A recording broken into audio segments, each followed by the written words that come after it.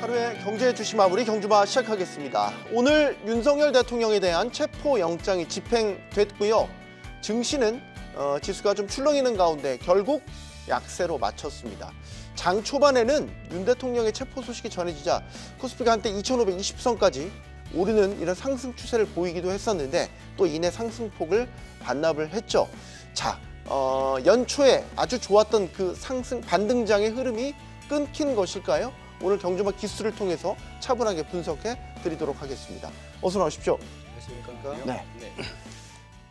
자, 오늘 이 증시는 사실 증시 자체도 그렇지만 정치적인 큰 또 하나의 사건이 있었기 때문에 네.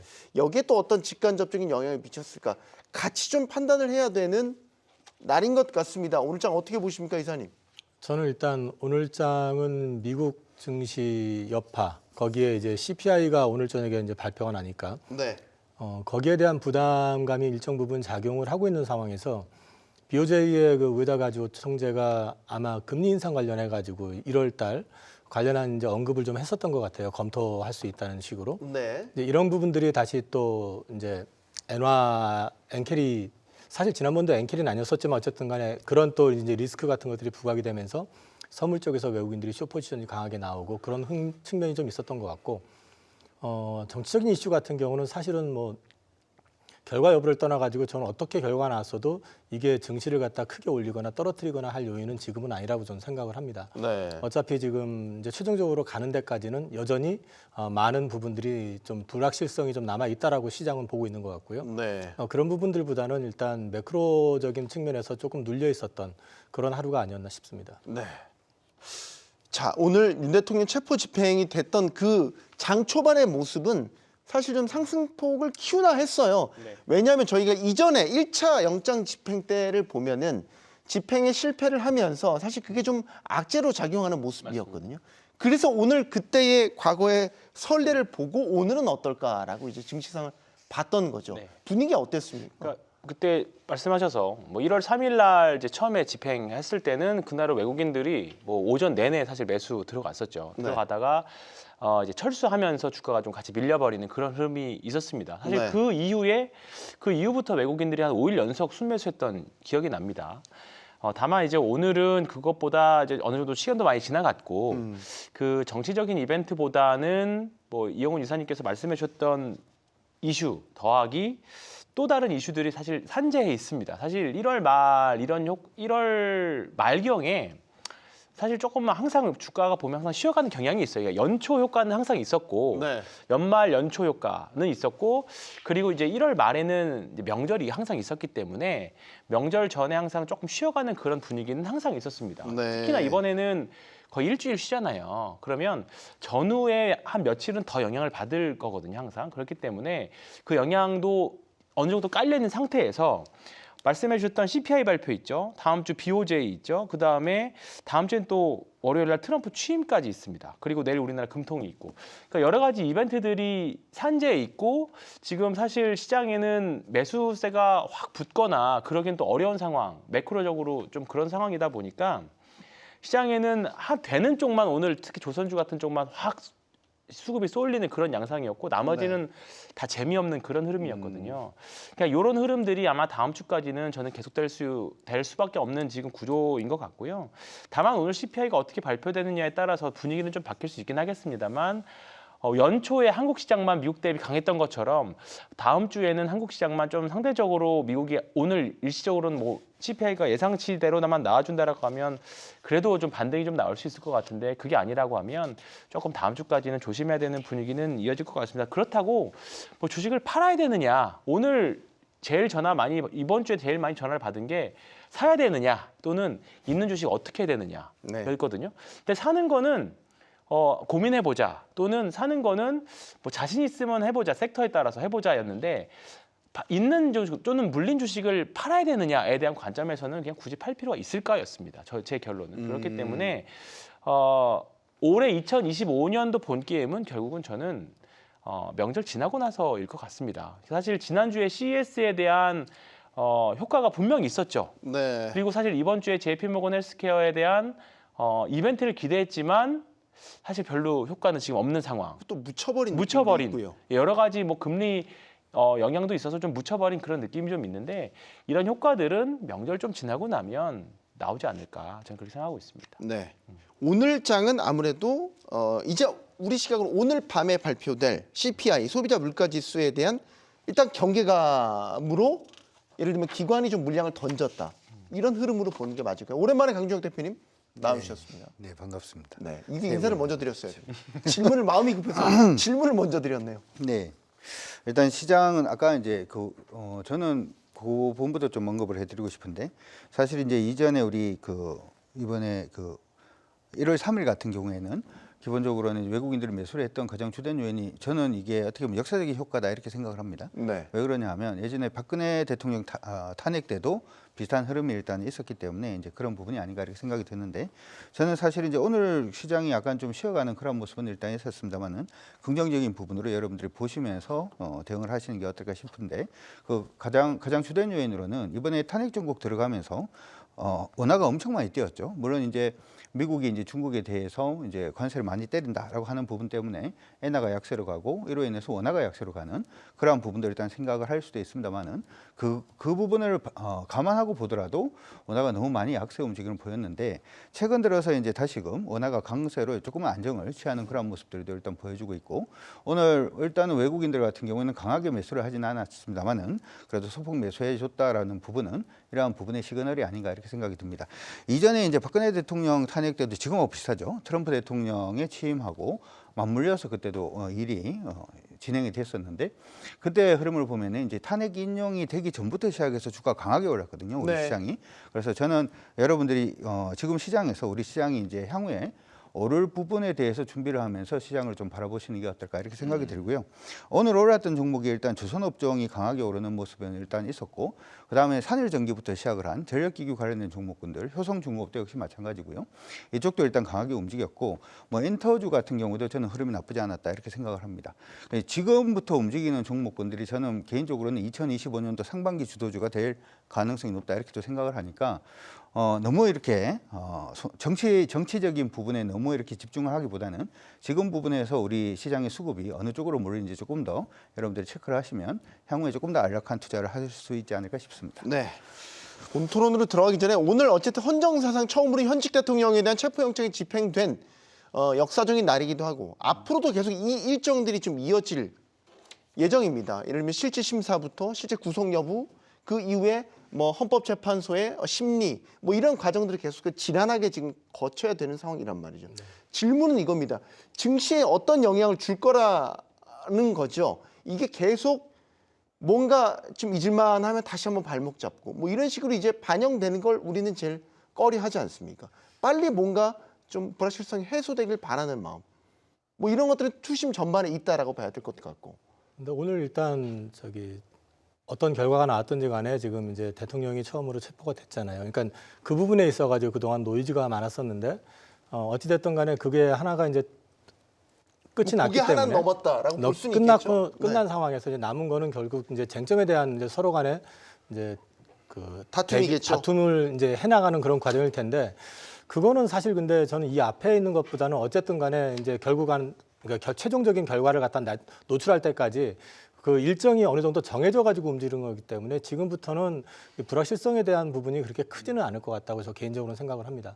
그래서 이제 방향성이 어느 쪽으로 갈 것인지에 대해서는 지켜봐야겠지만은 어찌됐든 간에 그 정치적인 어떤 노이즈로 인해 가지고 움직였던 부분들은 이래도 이제 좀 어느 정도 제한이 좀 되는 그런 그림이 나올 것 같고요. 네. 오히려 이제부터는 그 매크로와 관련된 부분들 그리고 이제 다음 주부터 취임하는 트럼프 대통령 당선자와 관련된 이슈들 이런 것들이 앞으로 향후 장을 갖다가 이제 어떻게 끌고 나가야 될지를 갖다 판단할 수 있는 가름자가 될 가능성이 높기 때문에 지금 너무 정치적인 부분에 이렇게 집중하실 필요는 없을 것 같고 지금부터는 전체 시장에 대한 그림을 그려보셔야 될 것 같습니다. 짧게만 두 분께도 다 듣겠습니다. 이건 공이 좀 질문을 드려야 될 것 같아서 우리가 바라보는 게 예를 들어서 그런 거 아닙니까? 수급적으로 봤었을 때 외국인이 이런 정치적 불확실성에 혹시 휩싸여서 뭐 주저한다라거나 자금을 매도 수매도로 돌아선다거나 뭐 이런 부분들을 걱정하는 거죠. 네. 근데 아직까지는 오늘 외국인 현물은 거의 뭐 시장에서 방치 상태였다라고 봅니다. 그냥 지금 계속적으로 선물 쪽에서만 플레이를 하고 있고요.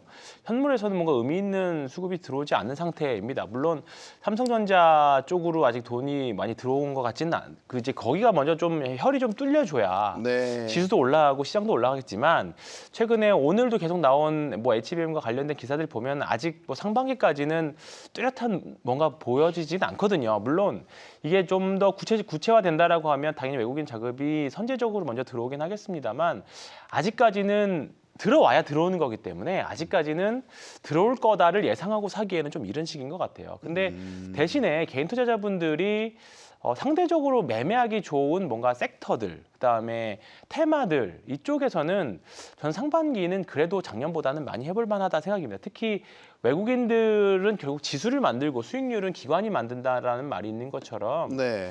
지금은 기관 투자자들의 매매 패턴들을 뭐 물론 저도 그쪽 매매 패턴을 뭐 엄청 참고해서 투자하는 편은 아니지만 결국은 기관 투자자들의 역할 또는 수익률이 많이 수익률 게임이 올해 상반기가 조금 더 강하게 진행이 된다라고 하면 그래도 종목과 섹터들을 잘 고른다라고 하면 그래도 저는 작년보다는 많이 좋아진 한 해 상반기가 될 거다라는 생각입니다. 계속. 네.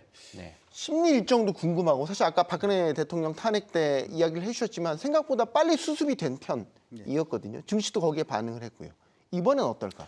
사실 이제 항상 이제 제가 생각하고 있는 거하고 다른 질문을 이렇게 한 번씩 계속해서 이번에도 이제 저는 불확실성 끝났다라고 일단 생각을 하고 있고요. 네. 심리 부분은 벌써 이제 헌법재판소 심리 부분도 일단 대부분 다 정리가 되어 있는 부분이기 때문에 우리가 이번에 이제 체포영장이 발부되고 했던 부분은 이제 형사법 관련된 부분이고 이게 그 탄핵되는 부분에 대해서는 일정 부분이 지금 계속 진행이 되고 있기 때문에 네. 예상으로 굉장히 빠르게 이제 진행이 될 가능성이 높고 개인적으로 저는 불확실성 끝났다 이렇게 보시는 것도 좋을 것 같습니다. 네. 아까 제가 얘기를 할 때 탄핵이 그 박근혜 대통령 탄핵 인용이 되는 그 시점부터 시작해서 오른 게 아니라 그 이전부터 시작해서 오르기 시작을 했기 때문에 여러분들이 일단 지금부터 시작을 해서는 종목을 보시는 게 좋을 것 같고 하나 이제 생각을 하셔야 되는 부분은 여기 하나가 있습니다. 뭐가 있냐면 트럼프 대통령이 중국에 대해서 관세를 때린다 이렇게 얘기를 하면 당연히 중국 같은 경우에는 중국이 위엔나를 약세로 보내려는 노력을 하고 있겠죠. 네. 요즘 이제 위엔나가 약세로 가고 있기 때문에 그럼 당연히 원화도 약세로 갈 수밖에 없고 이러한 부분에서 외국인들이 우리 시장에서 강하게 들어오기는 사실 조금 힘들 수도 있다 이렇게 생각은 하는데 앞서서 말씀을 해드린 것처럼 탄핵 정국 때문에 원화가 약세로 오버슈팅을 해놓은 상태이기 때문에 지금부터 시작해서 여러분들이 종목 보셔도 좀 나쁘지 않다. 그리고 탄핵 정국은 일단 마무리되었다 이렇게 생각을 합니다. 네. 자, 이제 정치 얘기 그만하겠습니다. 털어버리고요. 이제 저희들의 본 토론으로 들어가겠습니다. 정치가 답답하시다면 아마 조선 섹터에 투자하신 분들은 네, 휘파람을 부실 것 같습니다. 아, 이게 대단한데요. 오늘 또 주인공이 삼성중공업이 부상을 했지만 요즘 전반적으로 조선 섹터는 정말 배에 물 들어온 것 같이 괜찮아요. 정말. 이거를 근데 이제 우리가 우려하는 건 지금 이건 좀 이따 질문 드려야겠다. 일단 알겠습니다. 오늘 어쨌든 조선 섹터 강세 보였습니다. 계속합니다. 계속할까요? 이게 질문이 이상하게 이어졌는데. 요즘 이제 조선주 보면은 그러니까 이제 갖고 있는 사람 입장에서도 살짝 부담을 느끼는 밸류까지 온 거는 맞아요. 아, 제 속내를 정확하게 짚으셨습니다. 네, 솔직히 말씀드리면 저도 부담스러움을 좀 느끼고 있는데, 근데 이게 이제 한 가지 이전에 작년에 이제 바이오나 방산주 쏠려가지고 이제 막 급등할 때 과열 시그널 보인다라고 말씀드리면서 정리했던 거하고 조금 차이가 나는 건 뭐냐면은 네. 거기에 없었던 재료들이 자꾸 추가가 된다는 거죠. 이제 예를 들어서 인도 같은 경우만 해도 상선 천척이 필요하다. 그래서 뭐 하나오션이 인도 조선소를 방문했고 뭐 이제 그쪽 협업 얘기 나오고 있어서 조선 네. 3사 얘기 나왔죠. 그 다음에 뭐 트럼프 대통령 얘기도 있었지만은 미 해군 관련해 가지고 군함 관련해 가지고도 여전히 필요한 거에 대해서 굉장히 크게 기사가 또 된 게 있었고 거기에 또 더해 가지고 오늘 같은 경우는 이제 FLNG 관련돼 가지고 이제 리포트가 나오고 기사가 됐는데 이 논리는 단순합니다. FLNG 시장에서 절대 강자는 삼성중공업이 맞는데요. FLNG가 잠깐 뭐예요? 그게 이제 FLNG가 액화 천연가스 생산 그리고 저장하는 시설이라고 보시면 됩니다. 그러니까 우리가 플로팅. F 중에 LNG는 우리가 알고 있는 네네네. 그거군요. 네. 플로팅, F는 플로팅입니다. 네. 그러니까 이제 부유식으로 그 바다 위에서 가스를 뽑아내고 네. 저장하는 그걸 말하는 건데 글로벌 1인 거는 맞는데 이 시장 자체가 뭐 그 발주되는 어떤 양수가 엄청 많은 건 아니에요. 그런데 그 시장의 거의 대부분을 우리나라 기업들이 가지고 가다가 최근에 이제 중국 기업이 하나 들어온 게 있었거든요. 네. 근데 이 중국 기업이 위손이라고 하는 기업이 들어왔는데 이 회사가 미 정부에서 제재 대상으로 등재가 됐습니다. 그렇게 되면은 앞으로 FLNG 쪽 시장 자체는 결국은 한국 업체들이 거의 독점하는 그림이 될 것이다. 거기에 넘버원은 삼성중공업이기 때문에 오늘 삼성중공업 주가가 굉장히 강하게 또 불을 뿜었던 거거든요. 근데 이것도 사실은 기대하지 않았던 또 새로운 뉴스가 된 거거든요. 그러니까 이런 것들이 계속해서 이어지다 보니까 지금 사실은 보시면은 작년까지는 HD 현대그룹 주식들이 굉장히 강하게 움직였었고 네. 올 초 들어와 가지고는 미 해군 관련해 가지고 보시면 하나오션, 하나그룹 계열이 굉장히 강하게 움직였고 오늘은 삼성중공업이 또 이제 강하게 움직이는 계속해 가지고 순환이 되면서 움직이는 그런 패턴이 나오고 있기 때문에 조선주 같은 경우는 저는 이제 향후에 어떤 업황에 대한 부분도 물론 컨빅션이 있지만은 지금 얘기 나왔던 게 이전에 어떤 주가를 부양하기 위한 루머가 아니라 현실화될 가능성이 높은 이슈들이라는 점을 고려해서 본다 그러면은 언제든지 조정이 나왔을 때는 추가적으로 담아야 가는 쪽이지 오히려 지금 주식을 갖다가 현 시점에서 더 팔아야 되거나 아니면 정리를 해야 되거나 이런 쪽으로 저는 생각은 안 하고 있거든요. 그래서 저는 작년 말에 조금 줄여놨던 걸 되게 아쉽게 생각을 하고 있는데 네. 이 부분에 있어가지고는 어쨌든 조정이 나올 이슈들은 좀 몇 가지가 있습니다. 뭐 많이 올랐던 것도 있지만 실적 발표하고 난 다음에도 있을 수가 있고 또 하나는 기사화가 된 얘기인데 현대중공업 관련해 가지고는 지금 한국조선해양 지분이 75% 있거든요. 이거를 지금 일부 정리할 생각을 아마 조선해양 쪽에서 갖고 있는 것 같아요. 네. 그럼 또 물론 블록들도 나올 수 있고 하니까 그런 시기에 조정을 좀 받을 때라든지 이럴 때는 조선주 관련된 쪽은 저는 올해는 줄이는 쪽보다는 조금씩 조정 받을 때마다 늘리는 쪽으로 보시는 게 어떨까 싶습니다. 네. 여전히 물이 계속 들어오고 있다라는 이야기로 들립니다. 강 대표님, 네. 조선 섹터 어떻게 보십니까? 이제 시작입니다. 아직도 여전히 시작이다. 한 발 더 나가셨습니다. 이제 왜, 시작이다. 왜 이런 말씀드리냐면 시장 안에서 이제 여러 가지 얘기 나오는 거 아까 이제 FLNG 관련된 얘기들도 사실은 1년 반쯤 전부터 얘기가 나왔거든요. 네. 그 이전의 얘기가 계속해서 이게 계속 돌면서 주가를 올리는 가장 주된 흐름 자체는 저는 사실은 전기라고 생각을 합니다. 무슨 얘기냐면 우리가 보통 이제 그 신재생 에너지라든지 태양광이라든지 풍력이라든지 아니면은 석탄 기반의 화력 발전이라든지 여러 가지 발전이 있잖아요. 네. 근데 지금 태양광 같은 경우는 효율이 낮고 바람이 요즘 안 분다는 거 혹시 아십니까? 몰랐어요. 요즘 기온이 계속 올라가기 시작을 하니까 북반구에 바람 세기가 줄어들고 있어요. 그것 때문에 지금 풍력이 조금 애매해진 풍력은 상태거든요. 전력 생산을 못 하겠죠. 그렇죠. 좀 애매해진 부분이고 수력 발전이 이제 전체 한 14% 정도를 차지를 하는데 비 안 오잖아요. 가물어 가지고 그리고 수력 발전도 안 되는 거죠. 그래서 이제 하나의 대안으로 우리가 떠올랐던 게 SMR이었는데 SMR은 사실 지금 실증 단계고 만들기 시작하면 2년에서 3년 정도 시간이 걸린다 이렇게 얘기를 합니다. 그런데 이거하고 맞물려 가지고 지금 하나 우리가 생각을 할 게 이번에 세스에서 얘기 나온 게 멀티모달 얘기가 나왔잖아요. 멀티모달 그러니까 사진을 보고 이제 AI가 바로 이걸 갖다가 인식을 한다든지 하는 부분에 대한 얘기가 나왔는데 멀티모달이 가려 그러면 원래 기존에 있던 LNM 그 보통 우리가 생각하던 텍스트 기반의 AI 같은 경우에는 대규모 언어 모델. 예, AI 서버가 한 10,000대 정도 필요하답니다. AI 서버가 10,000대가 필요해도 지금 전력이 부족하다 이렇게 얘기를 하는데 네. 멀티모달이 가면 10만 대가 필요합니다. 그럼 10배가 필요하다는 얘기인데 전기가 지금 당장 필요하다는 거죠. 근데 전기가 지금 당장 필요한데 전기를 만들 수 있는 게 없어요. LNG 복합화력 발전밖에 없습니다. 그렇기 때문에 그 얘기를 하기 위해서 이렇게 큰 그러니까 네. 이걸 갖다 이해를 해야지 이제 이해가 됐습니다. 그렇죠. 그렇기 때문에 지금 뭐 대안이 없기 때문에 LNG는 폭발적으로 성장할 수밖에 없는데 여기에 우리가 하나 생각할 게 바이든 행정부에서는 LNG 수출을 우방국한테만 했거든요. 근데 트럼프는 다 한다 그러잖아요.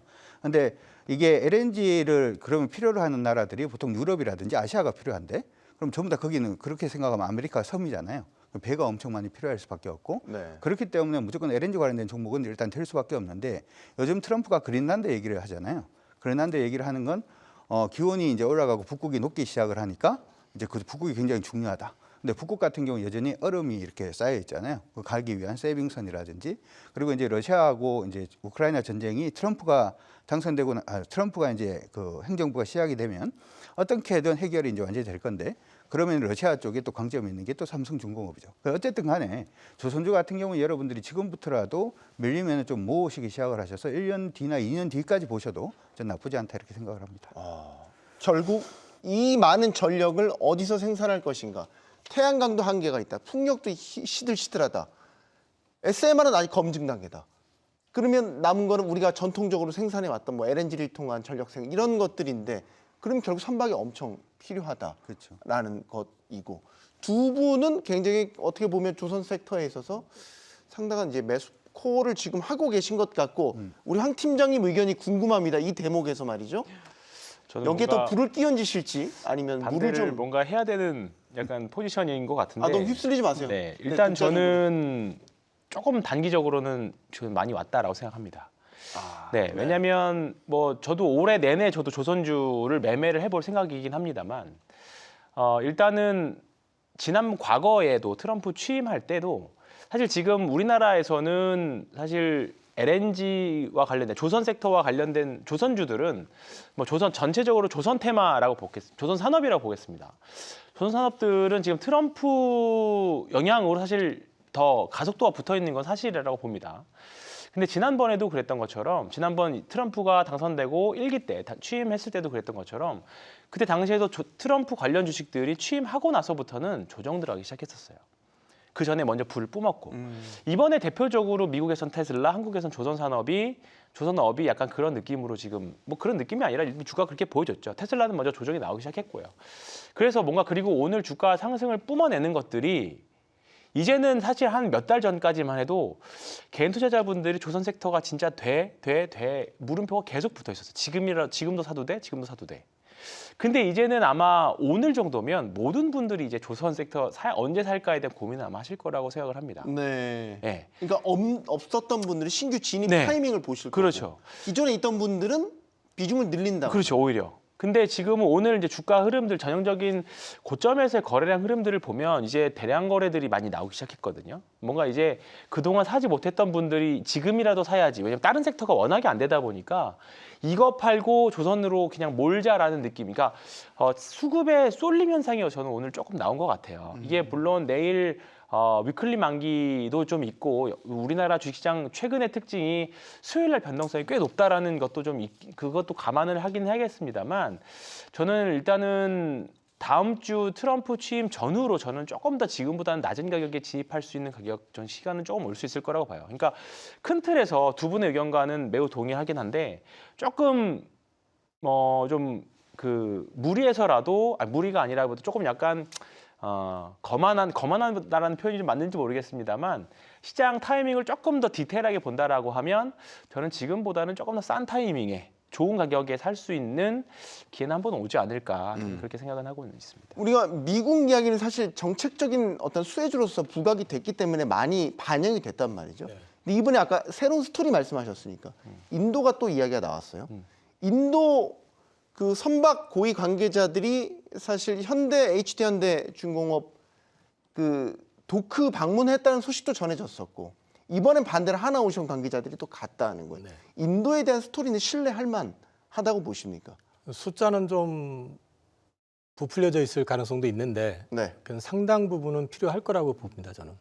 그리고 각국마다 이제 보면은 조선을 좀 키우고 싶어하는 욕구라고 해야 되나요? 욕망 같은 게 좀 강해요. 네. 예를 들어서 사우디 같은 경우도 이제 우리나라한테 그런 협조를 구해가지고 조선소를 갖다 세웠던 전력이 있고, 브라질도 마찬가지고, 베트남도 그렇고, 이게 이제 각국마다 조선 산업을 좀 가져갈 이제 욕심이 있는데다가 인도 같은 경우는 그들이 원튼 원치 않던 간에 지금 중국의 대안으로 부상을 하고 있는 상황이고, 중국을 대체할 대체제 하나로서 지금 인도를 보고 있는 시장이기 때문에 그쪽은 상선 수요가 생각보다 굉장히 클 수밖에 없거든요. 네. 그렇기 때문에 인도 시장 관련해 가지고는 결국 인도 시장을 누가 가져갈 것이냐를 또 놓고 보면 생각보다 중국하고 인도는 사이가 그렇게 좋지는 않아요.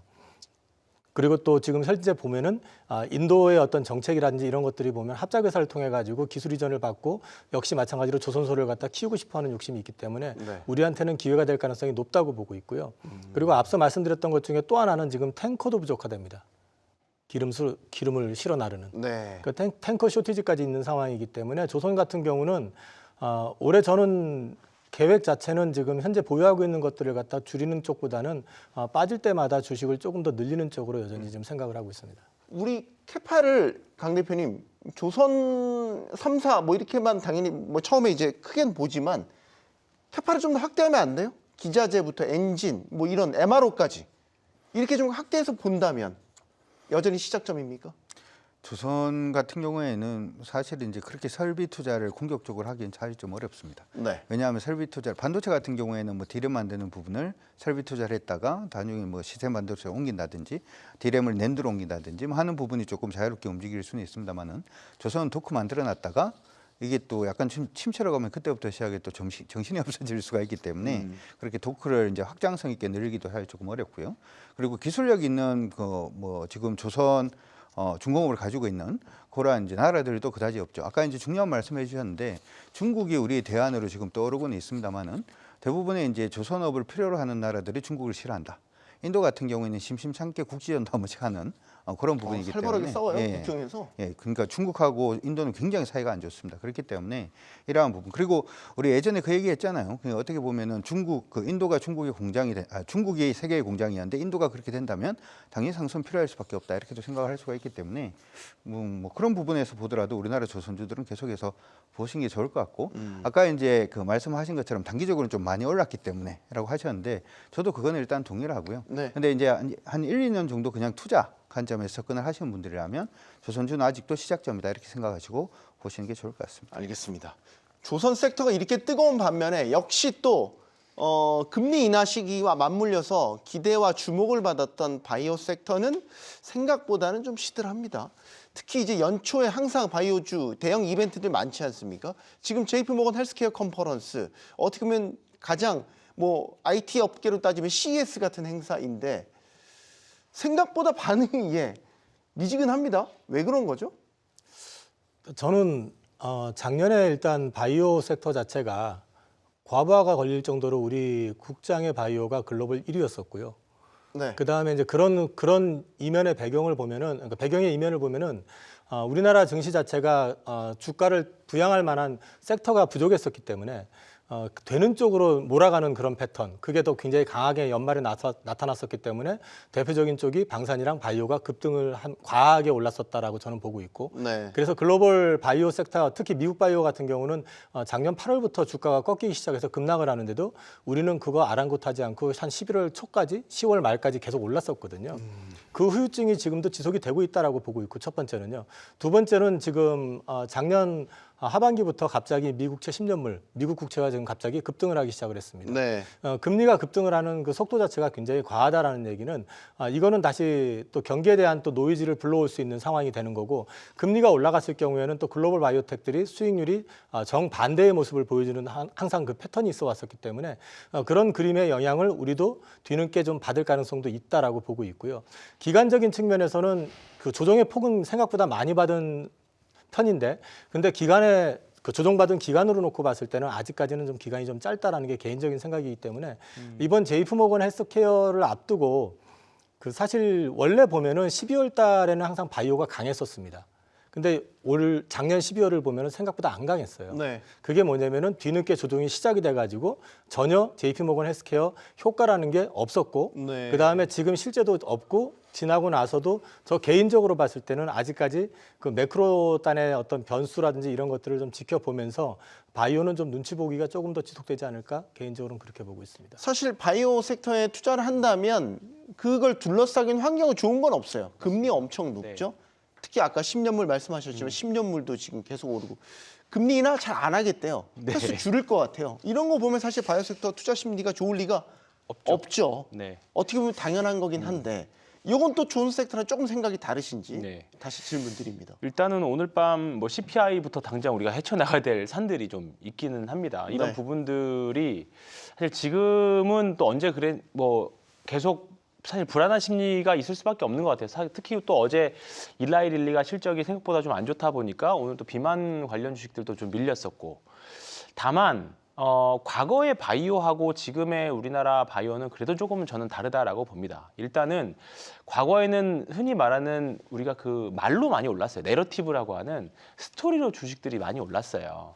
근데 지금 우리나라 바이오들을 보면 뭐 유한양행, 리가켄바이오, 알테오젠 이런 뭐 대표 종목들을 보면 삼성바이오로직스 포함해서 들을 보면 단순하게 이제 말로 오르는 종목들이 아닙니다. 이제 캐시플로우도 어느 정도 생겼고 실적도 나오는 종목들이었기 때문에 저는 이제는 좀 바이오는 종목에 따라서는 분명히 봐야 된다. 다만 만약에 바이오 쪽으로 오늘은 뭐 CPI도 있고 향후 지금 현재 상황에 매크로가 좋지는 않지만 트럼프 취임 이후에 또 생각지도 않게 통화 정책이 바뀌면서 또 금리 인하 또는 물가 이런 것들이 점차 완화된다라는 부분들이 보이면서 금리 인하 기조로 가면 또 시장의 심리는 바이오로 또 급속하게 돌아갈 수 있거든요. 그러면 과거의 바이오와는 또 다른 모습의 상승폭을 저는 보여줄 거라고 봅니다. 저는 이제 우리나라 주가들을 볼 때 주도주의 역사들을 보면 먼저 내러티브로 주가가 올라가면 세론이 많이 나왔어요. 그러니까 소위 말해서 이 약이 현실화됐을 경우에 얼마를 벌 거래 팔리지 않았지만 또는 결과가 나오지 않았지만 기대감으로 주가가 많이 올라간 상태에서 어떤 결과가 나오거나 결과가 좋고 나쁘고를 떠나서 결과가 나오고 이런 상태에서 결과가 나오거나 실적이 나오면 주가는 항상 세론을 많이 맞았던 경험들이 많았던 것 같아요. 근데 반대로 실적이 먼저 낸 상태에서 내러티브가 붙으면 지금 저는 조선주가 대표적이라고 봅니다. 네. 지금 여러 가지 뭐 인도 이슈도 있고 미국의 LNG 이슈도 있고 실적이 작년부터 나오고 있는 상태에서 내러티브가 계속 추가적으로 붙잖아요. 그럼 주가가 잘 안 밀려요.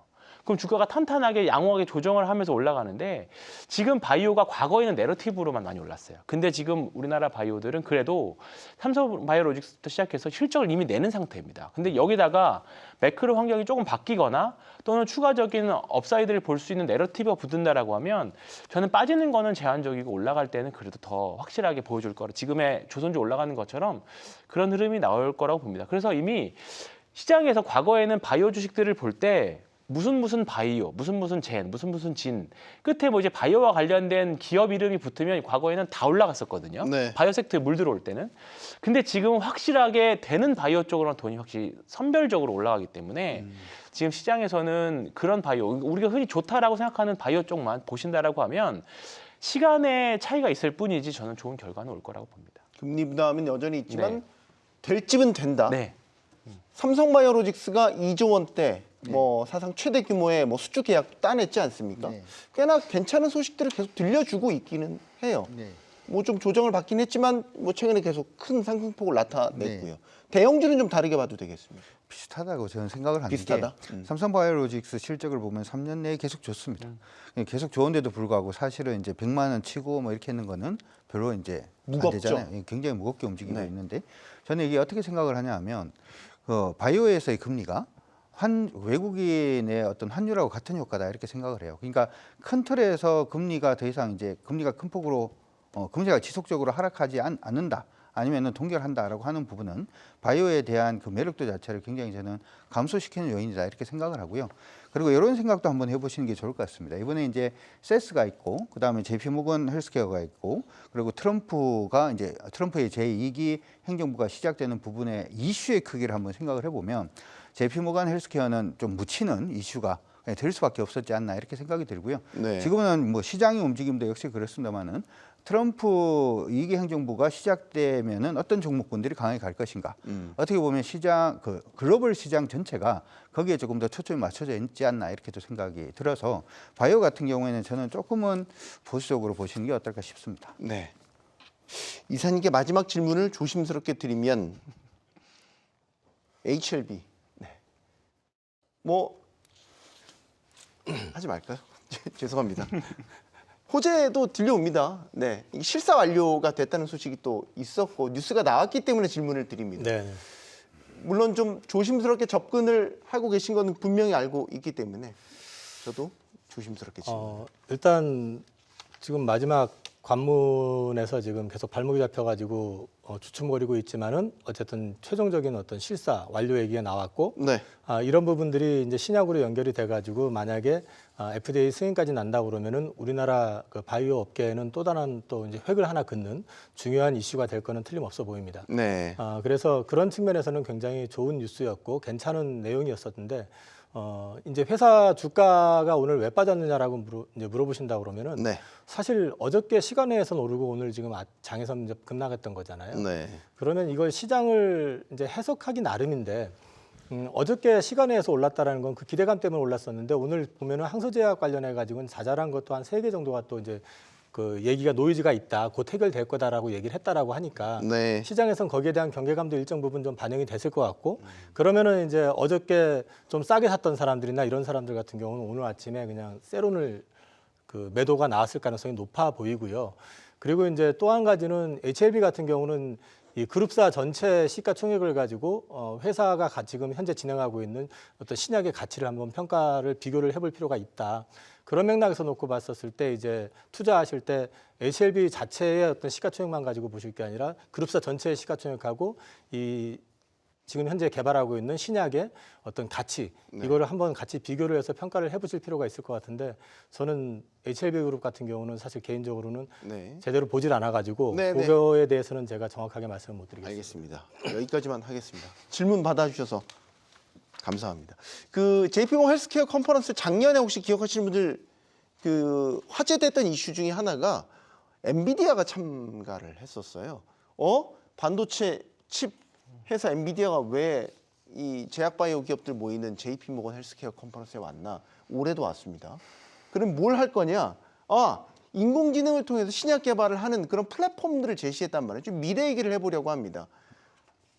2년 연속 참가를 했다라는 거는 뭔가 의지가 있고 구체화시켜 가고 있다는 신호로도 읽혀지고 있는데 어떻게 보십니까? 이게 미래의 어떤 우리 바이오 업계의 하는 트렌드? 화두가 될 거라고 보십니까? 트렌드나 화두가 되기보다는 그냥 필수가 되겠죠. 필수다. 예, 필수적인. 그러니까 사실 이제 이게 신약 후보 물질을 이제 찾아내는 데부터 시작을 해서 비용이 너무 많이 드는 건데 이러한 비용도 너무 많이 들고 시간도 굉장히 많이 드는 건데 이 부분에 일단 AI 부분이 일단 들어오기 시작을 하면 시간도 굉장히 단축을 시킬 수가 있고 관련된 비용도 일단 줄일 수가 있는 부분이기 때문에 그래서 AI 신약이라든지 하는 부분은 계속해서 트라이를 하고 있는 거고 어떻게 생각하면 지금 엔비디아의 지금 AI 플랫폼보다는 요거는 양자 컴퓨팅이 조금 더 의미가 있지 않나 싶어요. 왜냐하면 이게 우리가 이제 갑자기 제가 양자 컴퓨팅을 설명을 좀 하고 있는데 네. 그냥 이거는 여러분들 알아두시면 좋을 것 같습니다. 원래 이제 몇 가지 신약 후보 물질이 있고 몇 프로 정도를 넣어야지 가장 효과가 있는지에 대해서 체크를 이제 지금의 CPU가 이제 체크를 할 때는 한 개 한 개 다 체크를 하거든요. 최적의 부분이 이제 밝혀지더라도 그 경우의 수를 전부 다 따져야 되기 때문에 시간이 굉장히 걸린다면 양자는 경우의 수를 한 방에 돌리기 때문에 요거는 AI 신약 같은 경우에는 지금 부분보다는 양자 컴퓨팅이 조금 더 활성화가 될 때 효과가 있을 수 있다. 이렇게까지도 정리를 하시면 좋을 것 같습니다. 네. 지금 이 가장 최종점이 뭐냐? AI의 최종점. 지금은 데이터 센터 단계에서 많이 활성화가 돼 있지만 이제 올해 CES 특징들을 보면 그걸 이제 물리적인 환경으로 옮겨가는 이런 시도들이 일어나고 있거든요. 그래서 떠오르는 게 로봇입니다. 그러니까 엔비디아 이번에도 얘기한 게 물론 신약 개발도 하지만 의료용 수술 로봇 같은 것들에 대한 정교한 우리 휴머니드 로봇이라고 하죠. AI를 접목한 정교한 수술용 로봇 이런 것들에 대한 가능성도 내비쳤거든요. 미래가 지금 어떻게 확장될지 굉장히 큰 청사진을 제시한 것 같기도 하고요. 뭐 사실 로봇이 올해 주도주로 저는 하나 보고 있기는 합니다. 뭐 지금 사실 레인보우 로보틱스부터 시작해서 네. 로봇 주식들이 과거에는 테마였다면 이제는 올해부터는 본격적인 이제 산업화가 되고 실적도 내는 해라고 보고 있기 때문에 그리고 전형적인 대기업도 하면서 우리나라 중소 밸류체인까지 다 갖춰져 있는 우리나라에서 주도주를 만들어낼 수 있는 섹터로서의 전형적인 모습을 또 가지고 있습니다. 성장성도 가지고 있으면서 그렇기 때문에 올해는 뭐 로봇을 계속 보셔야 되는데 거기다가 이제 AI가 붙으면서 더 이제 가속화가 되고 현실화가 더 빨리 될 수 있는 게 아닌가라는 생각이 좀 듭니다. AI가 처음에 나오면서 처음에는 데이터를 가공해서 이게 사실 우리가 챗 GPT 처음 모델은 텍스트로만 우리가 볼 수 있었죠. 네.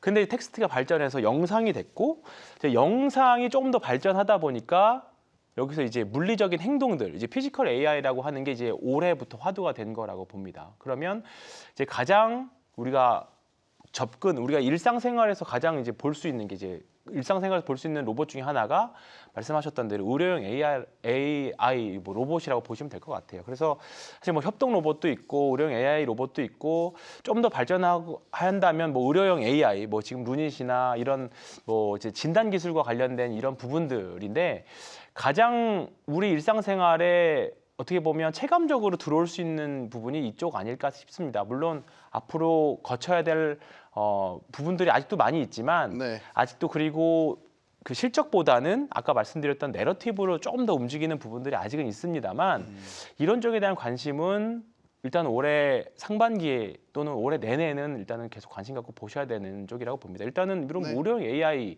또 이제 그 AI의 발전에서는 필수적으로 우리가 맞닥뜨려야 되는 테마라고 테마라고 말씀드려야 될지 모르겠습니다. 이제는 하나의 산업화되는 부분들이기 때문에 이제는 뭐 감히 테마주라고 말씀드리긴 좀 그래요. 예, 산업이 됐다 이렇게 보시면 좋을 것 같아요. 실제 루닛이나 뷰노 같은 경우는 뭐 성과도 나름 내고 있는 상황인 거고 올해 전반적으로 봤을 때 주가 측면에서 사실 뭐 아직은 좀 또 타올랐다가 또 조정 크게 받기도 하고 흔들리기는 하지만 이렇게 엔비디아가 큰 화두들을 던지는 걸 보면 아 우리 루닛이나 뷰노 같은 국내 기업들도 아 이제 정상궤도에 올라설 때가 됐다 이런 좀 그림들을 그려볼 수 있을까요? 사실 지금 그 루닛이나 뷰노나 뭐 이런 회사들 지금 이제 그 FDA와 관련된 이슈들은 계속 나오는데 네. 그에 비해 가지고 나오는 성과, 그러니까 매출과 관련된 부분이라든지 이런 것들은 생각처럼 아주 강하게 나오고 있지는 않거든요. 이 얘기는 무슨 얘기냐면은 지금 사실 우리나라 산업이 처해 있는 현실인 것 같기도 한데 그 AI 시장에서 메인스트림은 결국 AI 가속기 칩이라고 한다면은 우리는 지금 그 안에서도 그 주변에 있는 HBM도 HBM만을 갖고 있지 나머지는 아무것도 지금 준비가 되어 있는 게 없는 상황이잖아요. 네. 그런데 의료 AI 쪽에서도 보면은 메인스트림은 결국은 신약 개발이라든지 최근에 이제 발표한 걸 보면은 단백질을 갖다가 합성을 하고 개발을 하는 것, 설계까지 하는 것까지 이제 집어넣는다고 하거든요.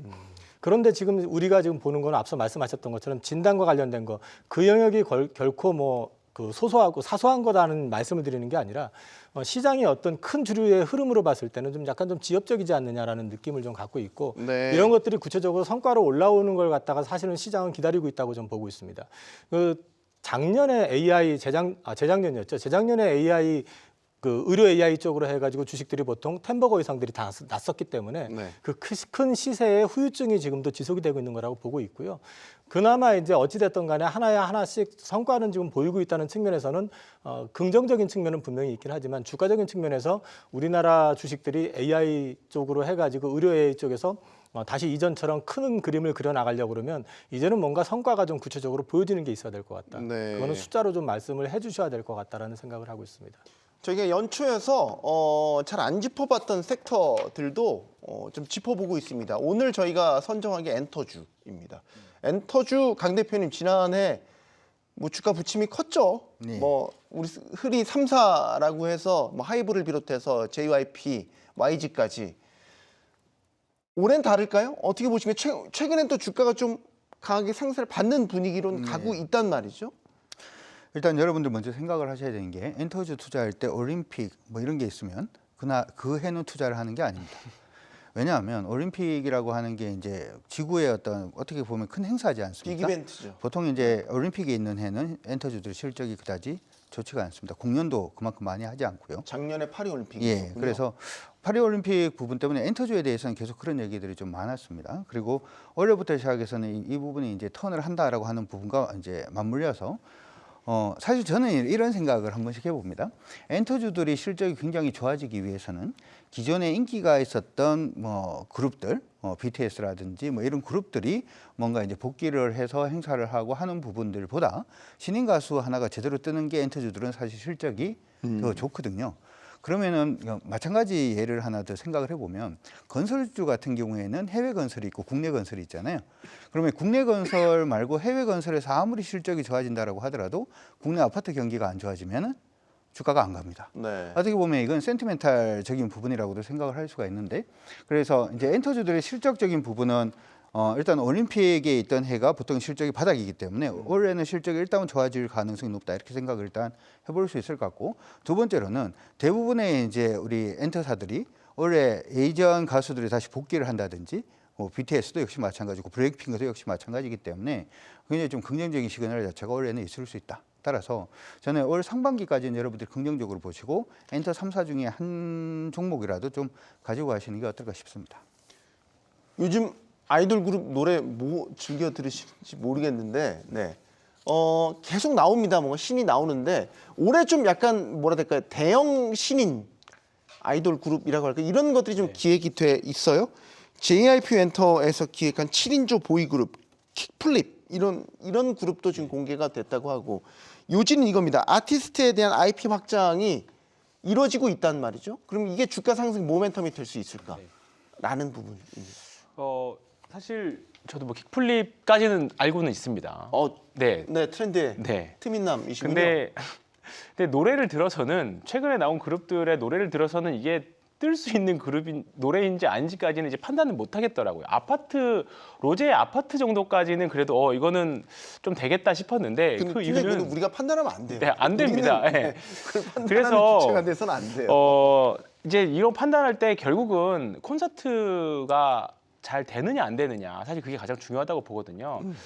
대표님께서 잘 말씀해 주셔서 저도 마찬가지인데 올해는 아무것도 이 해외 이벤트들이 없더라고요. 그래서 작년에 이제 올림픽에서 메달을 땄던 분들이 올해 예능 출연이 사실 좀 많더라고요. 보니까 네. 왜냐하면 올해 국제 메인 이벤트들이 많이 없다 그래요. 그러니까 올해는 어떻게 보면 선수들도 좀 쉬어가는 해거든요. 그만큼 올해는 사실 엔터주 투자하기에도 좀 약간 외부 변수에는 많이 없는 해라고 봅니다. 근데 지금 연말까지 잡혀 있는 엔터 3사들의 콘서트들을 보면 특히 이제 미국 콘서트 같은 경우에는 우리나라보다 티켓값이 한 3배 정도 비싼 걸로 알고 있는데도 불구하고 네. 거의 다 매진돼 있는 상태예요. 그러면 기존에 있었던 뭐 캐시 현금 흐름은 그대로 깔려 예상되는 상태에서 엔터 신인들이 한두 팀만 각 소속사에서 한두 팀만 좀 히트가 좀 나온 중박 이상만 된다라고 하면 주가에 충분한 모멘텀 될 거라고 봅니다. 그래서 네. 뭐 엔터주 말씀하셨지만 저는 잘 모르시겠으면 그냥 엔터 ETF 전하셔도 올해는 충분한 해가 되지 않을까 편하게. 사실 엔터주 네. 같은 경우 종목별로도 주가 네. 방향이 크게 엇갈릴 수 있기 때문에 맞습니다. 예. 조금 안전하게 그걸 좀 해지를 ETF를 하려면 잡는 것도 ETF 담으시는 것도 저는 좋을 것 같아요. 올해 막 스토리를 좋은 걸 막 그려보자면 중국 시장도 좀 크게 열린다고 하고요. 네. 이게 또 트럼프 관세에서 조금 비껴가 있다. 그래서 이게 좀 괜찮은 수혜주다. 뭐 이렇게 해석도 하더라고요. 거기에 더해가지고 환율 수혜주도 되죠. 아 그러네요. 환율 수혜주. 네. 현지에서 해외 공연을 하면 그건 달러로 벌어들인 수익이니까. 그리고 이제 작년 연말에 이제 우리나라가 좀 안타까운 일이 있었기 때문에 그때 이제 연말 공연 취소되고 하면서 4분기 어닝에 대해서 이제 안 좋게 이제 얘기들도 나오고 하면서 주가가 눌렸었던 거고. 네. 올해 같은 경우는 기저효과 당연히 나올 거고 거기에다 환율 수혜 나올 수 있고 그다음에 앞서 말씀하신 것처럼 빅네임들 귀환 복귀하고요. 거기에 더해가지고 해외 공연 잡힌 게 보면 작년 대비해서 월등히 많고 그렇게 되면은 실적 관련해가지고도 지금 예상했던 거 예상치를 보면은 전년 대비해가지고 평균적으로 봐서 한 영업이익 기준으로 한 60% 이상은 다 성장할 걸로 지금 보고 있기 때문에 네. 엔터에 대해서는 긍정적으로 보셔야 되고 근데 이제 엔터가 밸류를 높게 받을 수 있느냐에 대한 부분은 결국 저는 중국을 보게 되는데요. 중국 쪽에서 공연을 갖다가 지금도 사실은 완전히 풀어놓은 건 아니잖아요. 약간은 언더그라운드 가수들한테는 좀 풀어주는 것 같긴 하지만은 빅네임들은 아직까지 거의 본격적인 공연이 안 되고 있는 상황인데 중국 시장이 만약에 다시 열린다 그러면 거기서는 멀티플을 갖다 더 높일 수 있는 그런 여지는 있지만 그게 없다라고 그러면 저는 근데 예전에 어떤 엔터테인먼트 업체들이 받았던 그 고밸류를 받기는 쉽지 않을 것 같다. 그래서 올라가는 폭은 분명히 있어 보이지만은 그 상단은 아주 높지는 않을 것 같다라고 말씀드리겠습니다. 네. 마지막 오늘 짚어볼 이슈 짧게만 짚어보겠습니다. 대만 TSMC입니다. 반도체 위탁 생산 업체 글로벌 1위죠. 참 뭐라 해야 될까 질투가 나는 기업이다. 그만큼 요즘에 물이 제대로 들어와서 시장을 휘어잡고 있는 업체입니다. 지금 뭐 사상 최대 실적을 뭐 이미 예고하고 있고 그런데 요즘에 트럼프 행정부가 들어서면서 뭔가 미국과의 관계에 파열음이 일어날 것이다. 이런 이야기도 나오고 TSMC도 실적 자체는 잘 나가는데 뭔가 변곡점에 서 있는 것 같기도 하고요.